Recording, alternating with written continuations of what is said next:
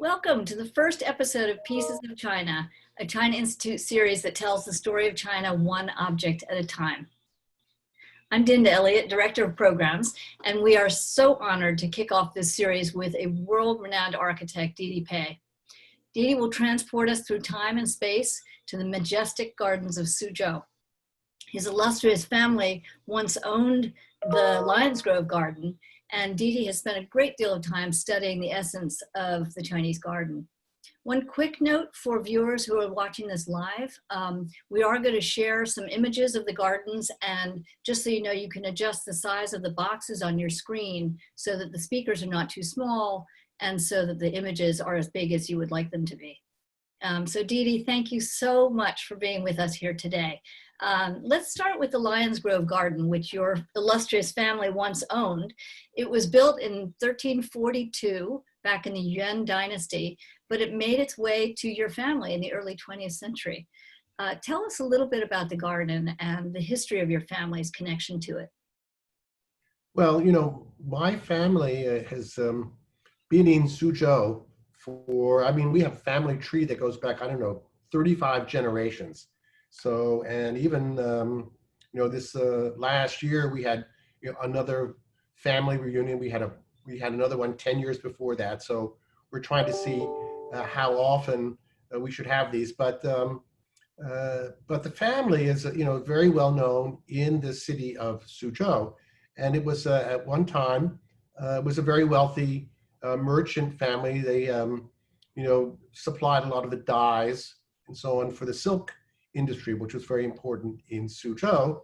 And so that my father's uncle, I believe, actually around 1917 purchased the Lions Grove. Oh, there you go.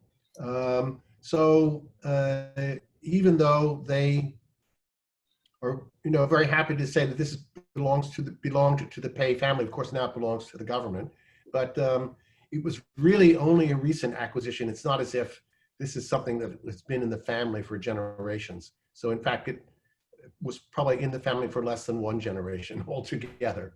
So, but I think that this particular garden, which, by the way, nobody ever lived there. My father used to go and play there when he was a child. And he said it was really only used for family reunions and events, that kind of thing. So nobody ever lived there. Should we show a couple more images of that garden before we move on? Yeah, some of the details. So Didi, your first real interaction with gardens, though, I think was in the 1970s when you were working with your father, I.M. Pei, on the Fragrant Hills Hotel project, right? Where did you go and how did you start learning about gardens? Well, of course, I actually went to China for the first time. So of course, I never went there as a child. I went there to China for the first time in 1976. And as part of a 6-week tour of the whole country, which by the way, if you remember going back at that time, China was closed. Nobody could go there. My father left China in 1935 and didn't get to go back until 1974. So that was, almost 40 years that he was in the States, unable to return to China. So in 1976, I went to China, and when we got to Suzhou, we visited almost all of the major gardens that were open, including Lion Grove, and so that was my first exposure. Now, in 1977, my father was asked to design a hotel in China to receive what was anticipated to be a big tourist boom. Now that China had opened up, people were expecting that Westerners would now want to go to China, and so you would have to build a quality of hotel that could receive Western tourists. And this was actually the very first hotel that was commissioned under that kind of a program. And our client was a businessman from Hong Kong. We went around and looked at sites all over China. And my father finally selected this particular site, which was by the way, it's not a garden, but it was in the middle of the former imperial hunting grounds outside of Beijing in the Xiangshan, which is Xiangshan Park, which is very famous for its red leaves in the fall, kind of like going up to New England to see the foliage. So, but it was a hunting ground, and there were some buildings, and there was a little hotel on the site. Here is a picture inside. And by the way, this one, we'll talk about this a little bit later on, but here you can see this is a plum blossom window, which is something that you will see quite frequently in Chinese architecture, and especially in Chinese garden architecture. And in working on that project, you had to learn a heck of a lot about Chinese gardens, right? Did you tell us a little bit about that process? Well, we were very lucky because there was a professor in the Tongji University in Shanghai named Chen Zhou, who was the expert in the Chinese garden, and the architectural style that my father wanted to use for the hotel was really based upon the southern style, or southern or central style, not the northern style. The building was outside of Beijing, but the design is really based upon this architectural style of, yes, here of Suzhou, in fact. So in order to get everybody on the team to understand what he was trying to do, we were introduced to Professor Chen, who very carefully explained how Chinese gardens were designed, what all the main elements were, and so on. And that was really, really, I mean, it's such a tremendous experience for all of us to really learn firsthand from the real expert what it was like. Now, this garden here, the Wang Shiyuan, is another garden in Suzhou, which we also went to see, and which is actually, I looked it up. It's tiny for a Suzhou garden, and actually sits on only 1 acre of land, whereas the Lion Grove that belonged to my family is much, much bigger. And of course, there are other gardens that are much bigger yet in Suzhou. Suzhou is probably the most famous place in China with the most concentration of these Chinese gardens. And in fact, I think that there are at least 6 or 7 national heritage sites in Suzhou. Right. So Didi, you said that Master of the Nets is your favorite Suzhou garden. It was built in 11... It's true. Okay. All right. It was built in 1140 during the Southern Song dynasty by an official who was inspired by the simple life of a fisherman. And we're looking at some images, some details from that garden now. Tell us why you love that garden. Why is that garden important to you? Well, I think that it has the, to me, it's the most pure. I mean, as an example, I mean, everybody, all of these gardens, people think that, once you built them, then they had to stay that way forever, but that's not true. As they passed from family to family over the ages, people would go in and modify them, and they would change them, including my granduncle, who apparently put a stone boat in, the lake in the Lion Grove garden, so in Suzhou. So, but I think that this particular one retains more of its original purity, and which is why I like it so much. And what's the big deal? I'm not alone. I'm not alone. No, definitely you're not alone. What's the big deal about the window in a Chinese garden? Well, this is something that Professor Chen told us, and then my father reiterated many times. A window, in Western architecture, is something to let light in. But in Chinese architecture, and particularly in the gardens, because people have spent so much time, and by the way, Chinese garden, Suzhou garden, always has buildings, architecture with it. There's no such thing as a pure garden without any architectural elements. I mean, even if it's just, a corridor, a protected corridor or something like that, you always have some pieces of architecture. And the other thing about Chinese architecture is it's almost entirely behind walls. so that it's not really something that you look at from the outside. You know, it's not like you go to the suburbs and you can look into somebody's front yard. No, you can't do that in China. But the window, then because so much effort has been spent composing the garden, the window is actually a picture frame to look at the garden. It's not to let the light in. It's so that when you're on one side of the window, when you look out, you're seeing a very carefully framed view. And one of the things that I always found interesting, and we were able to exploit this when were designing Fragrant Hill Hotel, is that you can have one view of something, in this case, some rocks, and here's a view. But if you go around the corner, there could be another window looking at the same rocks, but it's a different view of the same thing, and it's an equally painterly view that you're seeing. And this is a way that you get, you know, you do one gesture in the garden design, and you can use it multiple times because of the way you've, you know, framed it with different windows. The other thing that people don't, they're always, you know, confused about, well, why do you have these windows of these shapes like this here? I mean, you would never see a window like that in Western architecture.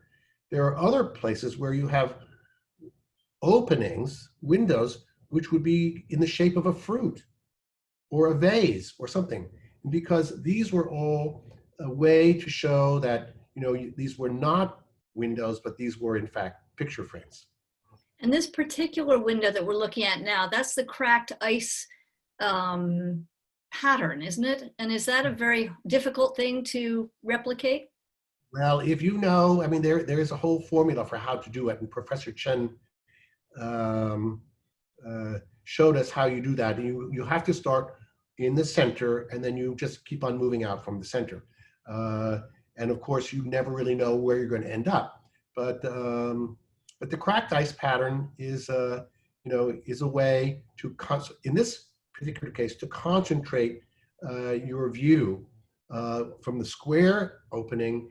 What you really are looking at is what is inside the circle. So, Got it. but these are all elements. These are all elements of. These are architectural elements that go along with the garden design. So this particular, someone in the audience is asking for the name of this garden again. It's the Master of the Nets garden for our viewers. You know, it seems like every Chinese architect has studied the gardens of Suzhou. Why are they so important? And do you see the gardens of Suzhou in the work, the architectural work that you see now in China? Do you see reflections of it still today? Sometimes. One of the reasons that we, that my father based the Fragrant Hill Hotel on the architecture of Suzhou, even though they were in, you know, such a far away, was because he was trying to come up with a vocabulary that Chinese architects could use to make bigger buildings. And so that, you know, typically at that time, you know, older Chinese architecture was 1 story, 2 stories, maybe 3 stories at the most. Fragrant Hill Hotel is a 5-story building, which was the most that he could imagine that you could go. There was no way that he could even imagine trying to have a building which was, you know, a skyscraper, which, by the way, which is what the Chinese government wanted him to do. They wanted to just completely jump right into the 20th century, 21st century. But he was very, very much cognizant of the fact that he wanted to do something which would be connected with the past.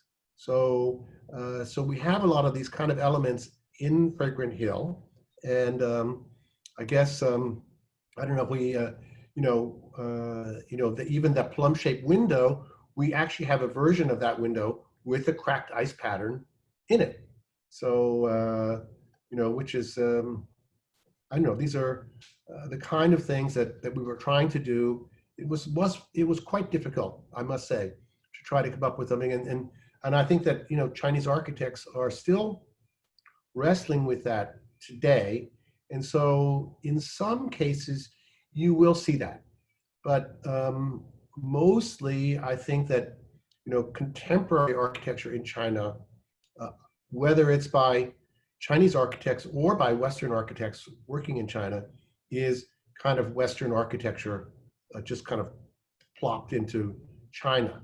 Mm-hmm. So when we're working there, um, we try to do buildings which feel as though they belong in China, as opposed to in Houston or someplace like that. It's so fascinating to develop the concept of developing a Chinese vocabulary that's very modern while reaching back into the past. Well, I don't think that you can necessarily just keep borrowing the vocabulary. What you really have to do is to try to understand the spirit. And that's why the idea of the window is so important, because when you have a window in the buildings that we're doing, they actually are carefully framed what you're looking at, whenever possible. Mm-hmm. So how do you think Chinese gardens are different from other gardens around the world? Okay. We talked about that a little while ago, and when we were there. I mean, of course, I was born in U.S. and studied, Western architectural history and was familiar with that, and I had been to Japan and I'd seen Japanese gardens, and I was very curious as thinking, well, there's a big difference between a French garden and an English garden. And so I was trying, as I was intellectualizing the whole thing, to say, well, what's the difference between a Japanese garden and a Chinese garden? Because they are quite different. Well, wait a minute. And First tell us a little bit about the difference between a French and an English garden, and then okay. get to the Japanese and the Chinese. Well, the French are very much given to axes, symmetry. I mean, if you think about, for example, a garden like Versailles, everybody knows Versailles, I mean, which goes on forever, and it's all symmetrical, with each individual garden has symmetry in it, has geometric shapes, and so on. And what about the English garden? well, the thing is that the Chinese garden does not have any of that. The Chinese architecture, however, and this is why I was getting to be, it was very difficult to kind of make a generalization. Chinese architecture, if you think of the Forbidden City and things like that, is very symmetrical, and very axial. But the gardens themselves are the opposite. And so to me, the French garden, and even I tell you, even if you go, in France and you go into the forest, you'll have these straight lines that go through the forest, thousands of acre forests, and with the one big long straight line road all the way going right through the middle of the forest. That's very French to me. And what about the English garden, Didi? So the English garden, and by the French architect that everybody cites, for the landscape is Gaston Le Nôtre, who designed Versailles, designed Vaux-le-Vicomte, and a lot of other gardens. The English garden, to me, is really personified by this architect named Capability Brown, and which is a very natural kind of garden. When you look out, you see rolling hills, you see the green, you see on the meadow way in the background, you see some sheep, and maybe you'll see an architectural folie, but which is just placed in there, or a fake ruin. They would build a fake ruin in their gardens. And so that to me, the English garden at the end of the day is really like the Chinese garden in this sense, intellectually. Whereas, because, for example, in the Japanese garden, everything is all based around the perfection that you see in the French garden. And the example that I like to think about in the Japanese garden is in Kyoto, when you go to the temples. If you go to, for example, you go to Ryoanji, I don't know if you know that one, just very famous rock garden with gravel, all perfectly raked. I mean, everything is, it's all about perfection, which is, to me is like a French garden. And the Chinese garden, does it somehow bring in, it brings in much more of the sort of natural beauty in a sense. Isn't that about the sort of craziness of Taoism is brought into the Chinese garden? Well, I think, you have to understand that the Japanese garden, the Chinese garden, the French garden, the English garden are all 100% man-made. There's nothing natural about any of them. They are all man-made, Mhm. and even more so in a Chinese garden, which is, it's meant to look like it was all natural, but it was not at all. I mean, the Chinese would build a mountain. They will build a lake. I mean, you can go back and look at some of the imperial gardens. The Summer Palace, in Beijing. I mean, they built a whole mountain. They excavated a whole lake. Or you go to Yuan, Mhm. also, which of course was destroyed. But all of these things, these Chinese gardens were all very consciously man-made. So I want to, we have to draw this to a close, sadly, because our time is up. But this last image, of course, is a courtyard at the Master of the Nets garden in Suzhou. But the amazing thing about this final image is that you can actually see a replica of it in New York. So Didi, you saw the master craftsman building that replica, right? This is at the Metropolitan Museum. There is a replica of this, which would, by the way, they brought craftsmen from Suzhou, and Professor Chen accompanied them to build it in exactly the original fashion. So I think that anybody who has not been there, who would like to see a partial replica of Chinese garden, can go to the Metropolitan Museum and see this one. I think there's another one I know of in Portland, Oregon, in the Lansu Garden, which was also built by craftsmen from Suzhou. And there is a garden in Staten Island, which I've not been to, but which is also, I think was also built by craftsmen from Suzhou. So Absolutely. there are places in the States where you can see them. Yeah. So clearly this is a subject that we could explore for hours, and thank you so much, Didi. I promise everyone in the audience that we will convene again in a longer format when we're able to sit down again together. Didi has agreed to come back. And so thank you all for joining us. This episode will be uploaded to YouTube, so you can watch again and share it with others. Please do that, and join us next week on Friday, June 5th, to hear from award-winning filmmaker Wu Hao, who will explain how a book by the great historian Jonathan Spence changed the course of his life. Finally, I want to encourage you all to become members of China Institute. Your support brings with it great discounts, but it also allows us to bring you brilliant speakers like Didi and all of our other great programs too. So thank you, Didi, again so much for helping us tell the story of China. Okay, well, there's a lot more to be said too. Mm-hmm.